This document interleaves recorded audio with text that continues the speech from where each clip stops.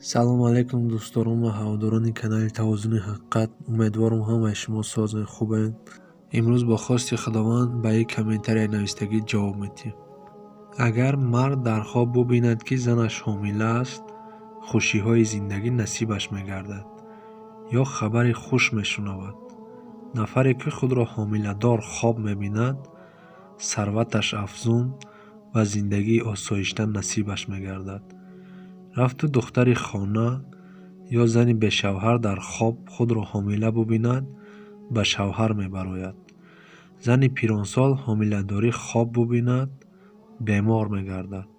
хоб дидани тифли ширхора нишонаи ташвишу изтироб, заифӣ ва хастагӣ аз тӯҳмати ҷоҳилон аст. тифлаки ба воя расида дар хоб хабари хуш аст. тифли бемор дар хоб нохушӣ аст. тифли солим бошад нишонаи хушбахтӣ ва аз мушкилӣ раҳо шудан. тифлеро дар даст қапидан аз афзун гаштани дороӣ дарак медиҳад. дар хоб соҳиби тифл шудан дар бедорӣ зиёд шудани ташвишу тараддуд аст. шахсе ки дар хобаш тифлеро Қуръон меомӯзад, барои гуноҳҳои содирнамудаи худ сидхан пушаймон гаштааст. боқӣ сарбаланду хонаобод бошед. дар ҳаминҷа видеои мо ба охир мерасад.